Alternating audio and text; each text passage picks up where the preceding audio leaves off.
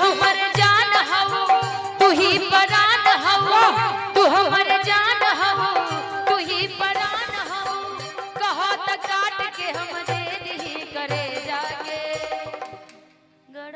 ना अरे कि जहानाबाद में फेंक दी हले जाके ले जाके वही जे तू फेंक दी हले जाके देखोगे हमरा के जहां न तो हो जाए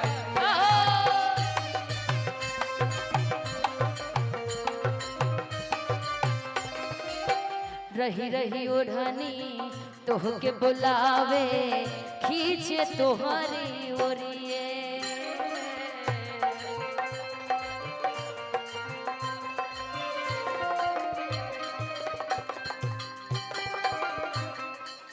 रही रही ओढ़नी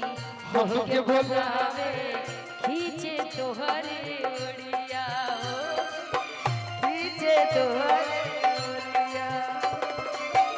ये क्या था? ऐसे मत करी हाँ ऐसे मत करी हमरा के टांग जी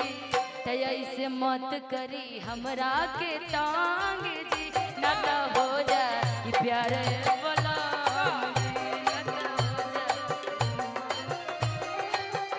न तो हो जाए प्यारे बोला एह घरी हमरा ततीत में बधाइल माना बहुत पुरस्कार भैया एह घरी हमरा ततीत में ई ठीक ना लगे एह घड़ी तोहरा के तित मिठ खाइल मानावा अरे कि हमारा घरवा में आई मानावा हमारा घरवा में आई मानावा। लेकिन आपका कोई था ही पता नहीं रहता कब कहाँ चले जाते हैं। अब हम कहीं ना जाए तू खाली एक बार हाथ तो कहो ये दल बदलू है भैया हमेशा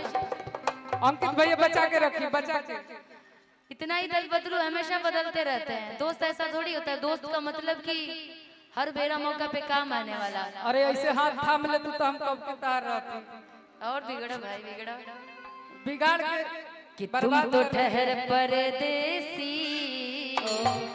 तुम तो ठहर परदेसी साथ क्या निभाओगे तुम तो ठहर परदेसी साथ क्या निभाओगे तुम तो ठहर परदेसी